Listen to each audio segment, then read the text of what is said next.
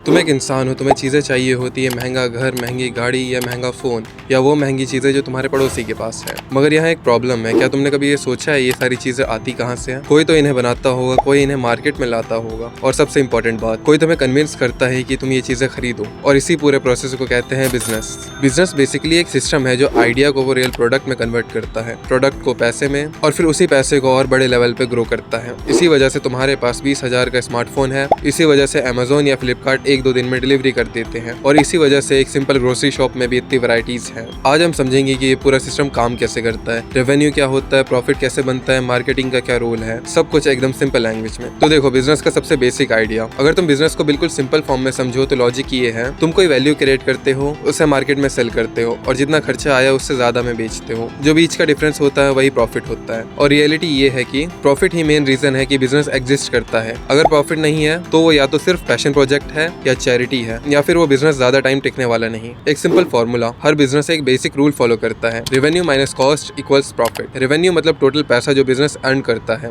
Cost मतलब जितना पैसा बिजनेस चलाने में लगता है, और जो एंड में बच जाता है वही एक्चुअल प्रॉफिट होता है। सुनने में ये काफी सिंपल लगता है, लेकिन रियल वर्ल्ड में प्रॉब्लम ये है कि पैसा कमाने के बहुत सारे तरीके हैं और पैसा लूज करने के उससे भी ज्यादा तरीके हैं। इसीलिए बिजनेस को समझना इंटरेस्टिंग भी है और थोड़ा ट्रिकी भी।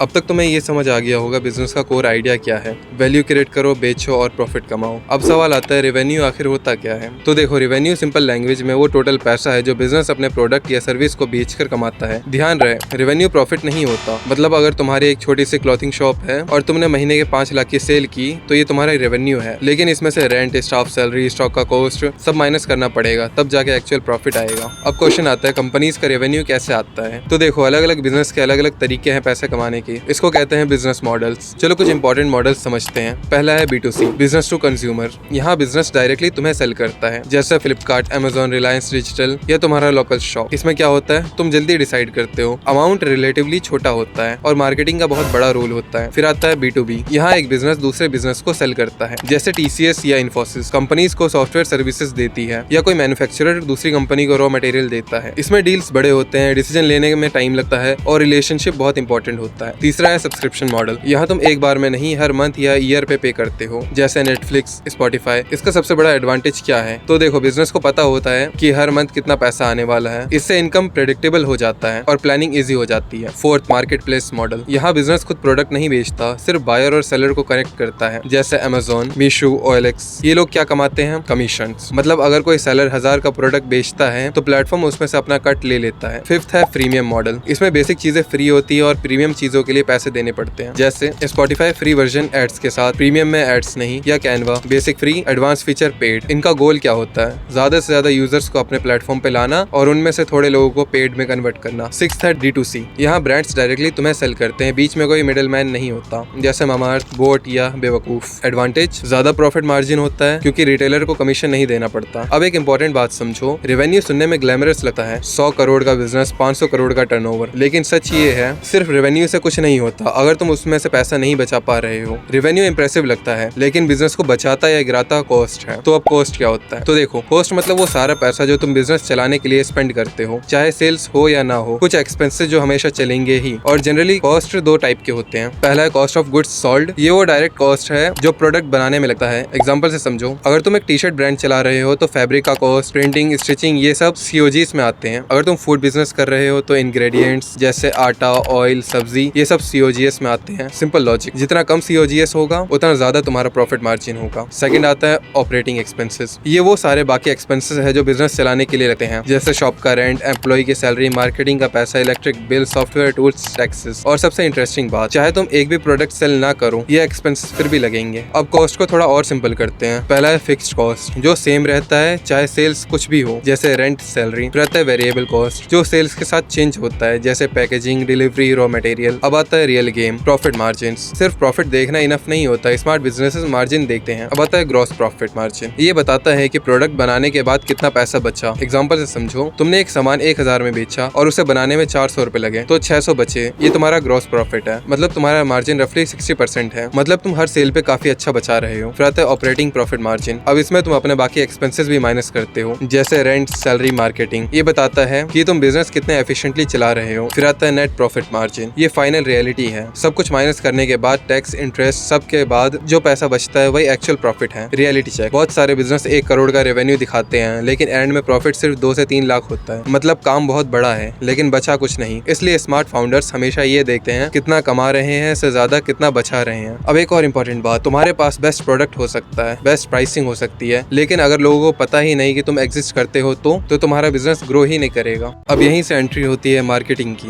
मार्केटिंग क्या है? सिंपल लैंग्वेज में मार्केटिंग का काम है लोगों तक तुम्हारा प्रोडक्ट पहुंचाना और उन्हें कन्विंस करना कि तुम ये खरीदो। मार्केटिंग का बेसिक फ्रेमवर्क 4 P's पे चलता है। Almost her successful business in 4 चीजों पर फोकस करते हैं। पहला है प्रोडक्ट। सबसे पहला सवाल तुम बेच क्या रहे हो, और उससे भी इम्पोर्टेंट वो किस प्रॉब्लम को सॉल्व करता है। अगर तुम्हारा प्रोडक्ट किसी रियल नीड को फुलफिल नहीं करता तो बेस्ट मार्केटिंग भी उसे नहीं बचा सकती। एग्जाम्पल, स्मार्टफोन पहले भी थे लेकिन जब ब्रांड ने उन्हें camera plus internet plus entertainment का कॉम्बो बना दिया तब वो मास एडॉप्शन में आ गए। इसका मतलब है वैल्यू क्लियर होनी चाहिए। सेकंड है प्राइस। अब सवाल, तुम कितने में बेच रहे हो? अगर प्राइस ज्यादा होगा लोग नहीं खरीदेंगे, अगर प्राइस बहुत कम होगा प्रॉफिट नहीं बनेगा या ब्रांड चीप लगेगा। इसमें भी डिफरेंट स्ट्रेटेजीज होती हैं। कॉस्ट के ऊपर मार्जिन ऐड करना, कस्टमर कितना पे कर सकता है उसके हिसाब से प्राइस रखना, कॉम्पिटिटर्स के आसपास प्राइस सेट करना, डिमांड के हिसाब से प्राइस चेंज करना। प्राइसिंग डायरेक्टली तुम्हारे प्रॉफिट को अफेक्ट करता है। थर्ड है प्लेस, मतलब तुम्हारा प्रोडक्ट बिकता कहाँ है, ऑनलाइन ऑफलाइन मार्केट प्लेस जैसे अमेजोन या डायरेक्ट अपनी वेबसाइट से। एग्जाम्पल, अगर तुम अपना प्रोडक्ट किसी रिटेल स्टोर में बेचते हो तो उन्हें कमीशन देना पड़ेगा, लेकिन अगर तुम अपना प्रोडक्ट डायरेक्ट सेल करते हो तो मार्जिन ज्यादा बचेगा। इसीलिए कहाँ बेचना है ये भी बहुत इंपॉर्टेंट है। फोर्थ है प्रमोशन। अब सबसे विजिबल पार्ट, तुम लोगों को बताते कैसे हो कि तुम्हारा प्रोडक्ट एग्जिस्ट करता है। आज के टाइम पे मार्केटिंग का मेजर हिस्सा डिजिटल हो चुका है, जैसे Instagram ads, YouTube videos, Google ads, influencers, email marketing. कभी कभी ये एक सिंपल आइडिया भी गेम चेंज कर देता है। एग्जाम्पल, एक ब्रांड ने सिर्फ एक एंगेजिंग वीडियो बनाई जो लोगों को रिलेट हुई और वो वायरल हो गई। रिजल्ट, सडनली 1000 लोग उस प्रोडक्ट के बारे में जान गए। फाइनल बात, मार्केटिंग का काम सिर्फ अवेयर करना नहीं है, मार्केटिंग का काम है अटेंशन लेना, इंटरेस्ट बिल्ड करना और फाइनली सेल करवाना। अब सोचो, कस्टमर आ गया, ऑर्डर भी कर दिया, लेकिन अगर तुम उसे टाइम पे डिलीवर ही नहीं कर पाए तो,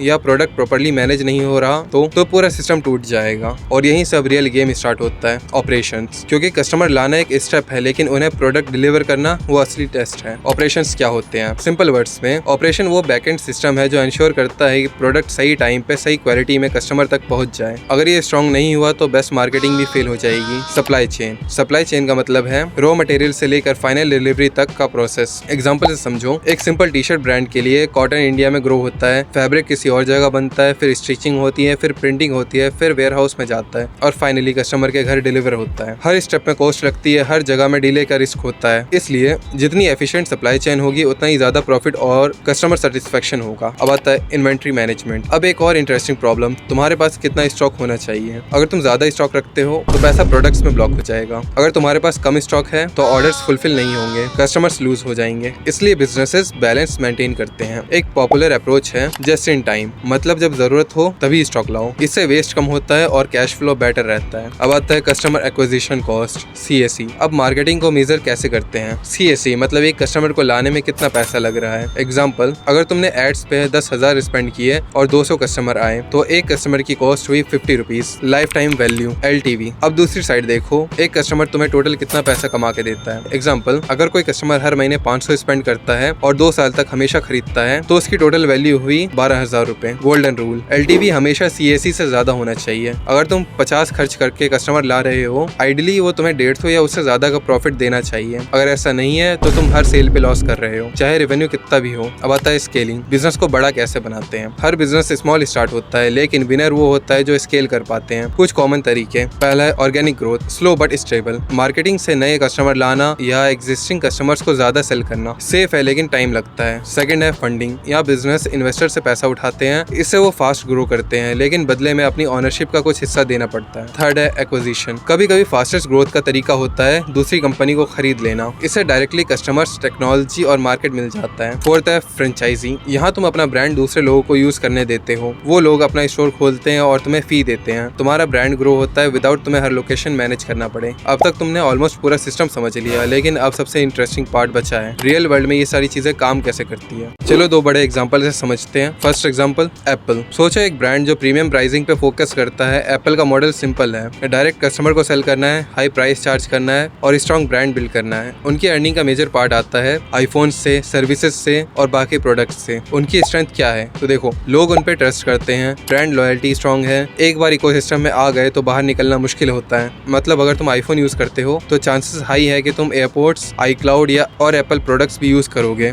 इसी को कहते हैं ecosystem lock in. Example second, Amazon। अब दूसरी साइड देखो Amazon। यहाँ अप्रोच बिल्कुल अलग है, low margin high volume. Amazon का मॉडल मिक्स है, मार्केट प्लेस, दूसरे सेलर्स को प्लेटफॉर्म देना, डायरेक्ट सेलिंग, सब्सक्रिप्शन और इवन बिजनेस सर्विसेज। उनकी अर्निंग अलग अलग जगह से आती है, online shopping, cloud services, ads, subscription. उनकी स्ट्रेंथ क्या है? Fast delivery, huge selection, strong logistic system और सबसे इंपॉर्टेंट बात, Amazon अपना बहुत सारा मार्जिन वापस बिजनेस में इन्वेस्ट करता है, इसलिए उनका मार्जिन कम देखता है लेकिन ग्रोथ बहुत फास्ट होती है। Apple versus Amazon difference. Apple high price high margin, focus on profit. Amazon low margin high scale, focus on growth. दोनों सक्सेसफुल हैं, बस स्ट्रेटेजी अलग है। Final understanding. अब पूरी पिक्चर क्लियर है। बिजनेस का मतलब है वैल्यू क्रिएट करना, उसे बेचना और उसमें से प्रॉफिट बचाना। रेवेन्यू आता है सेलिंग से, प्रॉफिट बनता है कॉस्ट और कंट्रोल से, मार्केट कस्टमर लाती है, ऑपरेशन डिलीवरी हैंडल करता है और स्केलिंग बिजनेस को बड़ा बनाता है। अब फाइनल चीज, बिजनेस कोई मैजिक नहीं है, ये कॉम्बिनेशन है मैथ्स का, साइकोलॉजी का